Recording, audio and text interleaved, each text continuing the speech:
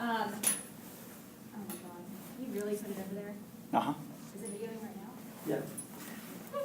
This is for our online class. Is that After gonna be 15, okay can with you let that? me know? After 15 minutes? Okay. Okay, cool. Okay, so one of the main reasons why I chose fascism is because all throughout elementary school, middle, and high school, all I ever heard my teacher say is a fascist state, or Italy was fascist, okay? They never actually explained what fascism is or was, okay?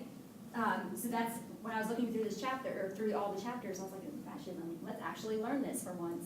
So there you go. All right, so what does this representation mean?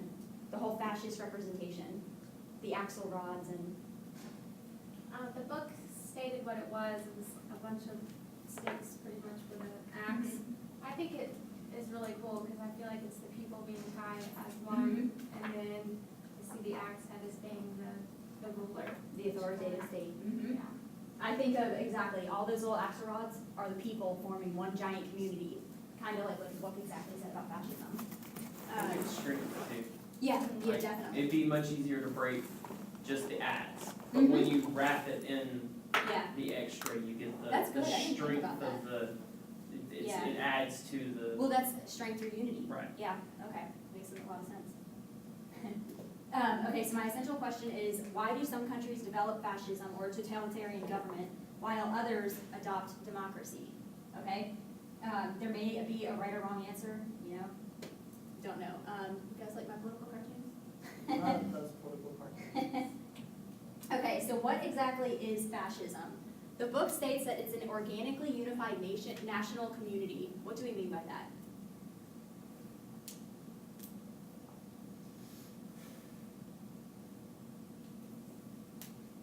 The community is valued over the individual. Okay, so the individual is literally nothing. Right. Okay, you're nothing without your state, all right?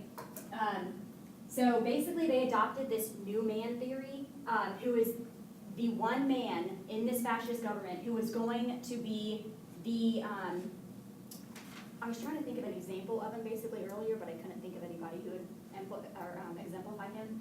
But basically, the man who is dedicated to go off into war, give his life for the government, for this totalitarian regime, okay? Dedicate his life to the glory of his nation, and give unquestioning obedience to a supreme leader. Okay, can you guys think of anybody today who would embody that? A soldier, okay, that's all I could think of, but I couldn't think of actual names of somebody. You know, like maybe Thor in the movie, but Captain even that. America. Huh? Oh, Captain America, that's good. too. Duty, honor, self-sacrifice. Yeah, The kicker is always the supreme leader. Yeah. that's true. Because in our current pop culture, we recognize the hero as being his own form of a leader. Mhm. And the supreme leader is just the cause or ideal he emanates. Mm-hmm, okay. All right, so let's break it down real fast. What does fascism promote and what does it oppose? It promotes warfare. It promotes conquering. It Okay. promotes the idea of the powerful destroying or taking over the weak, conquering the weak. Mm-hmm. Promotes the sorry, I don't want to continue on. No, keep going, you're good. It promotes the idea of a central authoritarian leader. Mhm. Promotes the idea that there is that certain individuals are meant to be in power, in control, and to dominate, and they have the biological makeup to do so. Mhm. Versus the rest of the community is made up of individuals who are weaker Mhm. and meant to be dominated. Okay. So piggybacking on that, even though it continuously says strength through unity, Mhm. it means strength at all costs. Mhm. Okay. It was also your political cartoon had the 99 versus one that had natural selection. It's the idea of the elitist, It the is, natural yep. selection Mhm. eventually rises to the top, and Mhm. And we'll actually talk about that later, but yeah, exactly, totally, the elitist form. elitism side of it. Mhm. What about racism? Do they oppose it or are they for it? Racial domination, absolutely. Okay, So, okay, so were One they, race is superior, then why wouldn't they rise to the top? okay, so were they like Take Hitler that and jump. doing the eugenics? Or were they, yeah, absolutely. They're Okay. kind of like a homogenous society, which Okay. when I was reading that, I was thinking of Nashi, how we Yes. talk about yes, the people all being, they want them to have children, but it's only it's only the Russian true Russian, looking, yeah. yeah. And then race within race, so you have, you know, the blacks, whites, Latino, but then you have white within white, you have, for Hitler would be the Aryan race, would be the Mhm. supreme Mhm, race. mhm. Exactly. Okay, so basically, in the book, it says that is anti-everything, okay? It's anti-rational, anti-liberal, anti-conservative, capitalist, bourgeois, anti-communist, everything, okay? So my question for you is, do you see any similarities between fascism and all these other ideologies that we've talked about? Yes. Okay, what?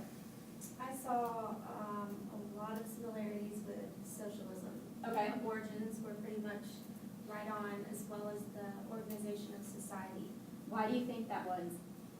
Why do you think there was so much close association with socialism?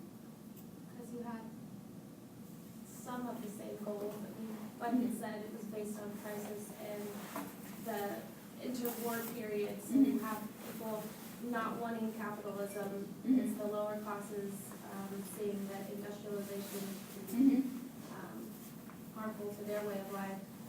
But I saw similarities in conservatism too, the whole idea of That the was my thing, yeah. conservatism. organic society and the fact that they talked about their importance, they put importance on history, Mhm. the history of the nation and the people. Mhm. The whole patriarchal leadership, that was very much a conservative idea. Mhm. But with some of the basic principles of conservatism where you, which is based in liberalism, fascism would completely defy the Right. idea of liberalism because that's individualism. Mhm. Definitely. I was always fascinated when I first started learning about these political ideologies in undergrad, where if you were to lay it out on a spectrum, it's not a left-right spectrum, but rather almost looks like a horseshoe that is starting to come closer to each other at their ends. Mhm. Because when you look at, fascism would completely oppose socialism and communism. However, they have similarities in that they oppose they don't like the individualization, the individual ideals of liberalism. So they believe in a strong, powerful state. And although communism doesn't believe in an eventual state, it believes it needs a strong, centralized, centrally planned state in order to eventually achieve their end. So socialism would be highly centrally planned. Mhm. So is fascism. Mhm. So it's almost like a coming back around in Mhm. 360, where they're actually closer to one another than they would originally propose. Mhm. What's unique about Hitler and Mussolini? What were their political ideologies before they formed the whole fascist and Nazis? But Socialists, okay. social, but not socialists like communist socialists, Mhm. they're social nationalists or what is it? National Socialist Party. National Yeah, Socialist Party, yeah. which is very different, I think, than the Marxist Yeah. or Leninist socialism. Yeah, yeah, I just thought that was kind of interesting though, because in the book it talks about all how, Mussolini was, he founded Avanti, the newspaper for the Socialist Party, and then Hitler the same thing, big advocate for socialism, and yet now they have fascism, so, Yeah, I think the difference with that is that with socialism, it's the idea that the masses should all have equality, Mhm. versus with fascism, it's not about the masses, it's not about their equality, it's about their devotion to the state. Mhm. I think that's the key difference. Statism, absolutely. I thought it was very similar to nationalism too. Mhm. The elitism, the chauvinistic aspects, Mhm. the xenophobia you Yes. definitely see with the Nazi regime. I thought that fascism, you could relate their political ideas and their social ideas to that of other ideologies. But I really struggled with relating, not that they really had many economic ideas, but that was Mhm. like the one aspect that I really couldn't Mhm. Tie grasp. together. Yeah. Mhm. Okay, so basically, how did fascism develop in the beginning? So you had democracy in Europe after World War I and then after World War II, or after World War I specifically. Democracy was extremely weak, okay? It was brand new, it was seen as a weaker regime or a weaker system. So of course, people were not gonna flock towards democracy. They were gonna flock to whoever was gonna give them help, all right?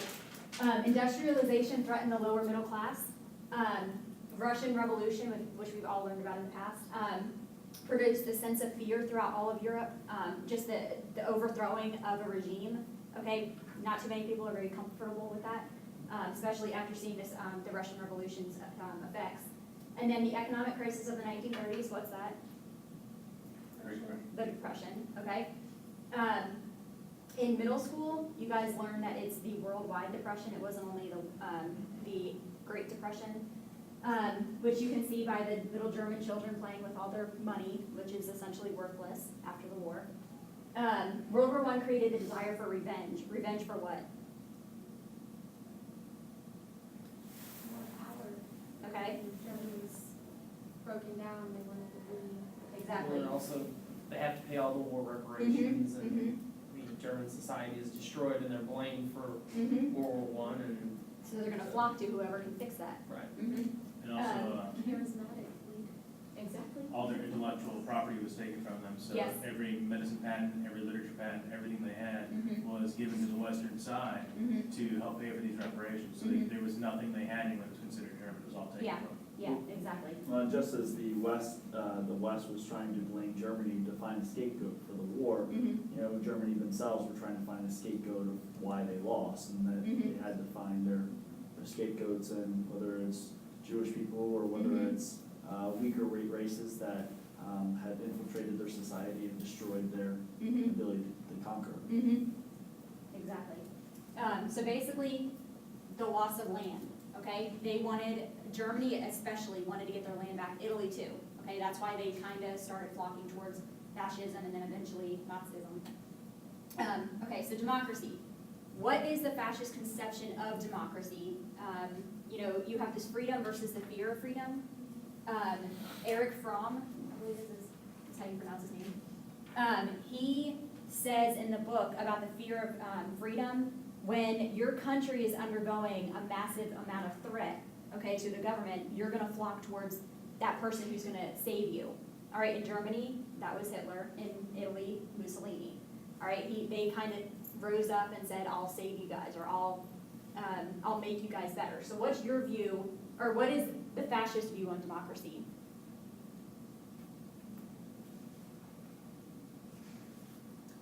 Would they agree with our form of democracy?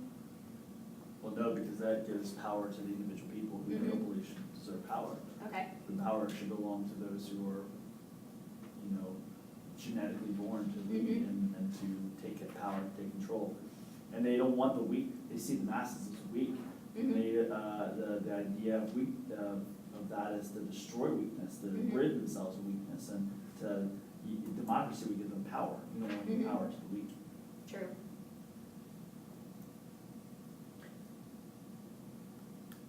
I think you also have this idea of, like, at different points in time. Mhm. So democracy today, definitely, no, they wouldn't, Yeah.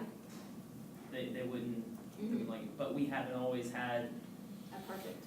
yeah, we haven't always had a perfect democracy, and we haven't always had a clear concept of this idea of the equality of the masses. So, Mhm. you know, maybe some earlier forms of American democracy, they may not have had such a problem with, but Okay. I think, But the flip side of that is also true, because in some of the real early American views, people recognized democracy as nothing more than mob rule.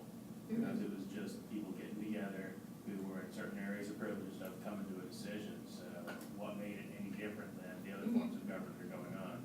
Well, the famous quote is, I'd rather be ruled by one tyrant than 13 different Yeah. tyrants. Mhm. The same goes for, look at how we vote for president. Okay, does the president ever get elected on the popular vote? No, it's all the electoral college. Okay, so what, do you think they would agree then with the popular vote? Because technically, we're not outright electing the president. We're electing which state, the or, delegates. yeah, exactly, our state's representation, basically. So do you think they would agree with that? I don't think there are any agreement with Okay, democracy. so I mean- no I mean, voting at all? Yeah, you get Hitler who destroyed the Weimar Republic and, Mhm. you know, pulled strings in order to destroy the democracy that existed there, Mhm. in order to make himself the, what did he make himself? Yeah. The Fuhrer, Dear yeah. Fuhrer. But before he was the Fuhrer, he was the chancellor? Was he- Yeah. Yeah. Yeah. Chancellor. Yep. Is Did it? you want me to stop something or do something? Uh, I think it was about, 15 minutes. Okay, yeah, we'll move on to the next activity now. Okay, I didn't know if that's what you wanted. Did you stop already? I didn't. Do you want me to stop Yeah, it? yeah. Okay. We'll have to edit all this talking out. Or do you wanna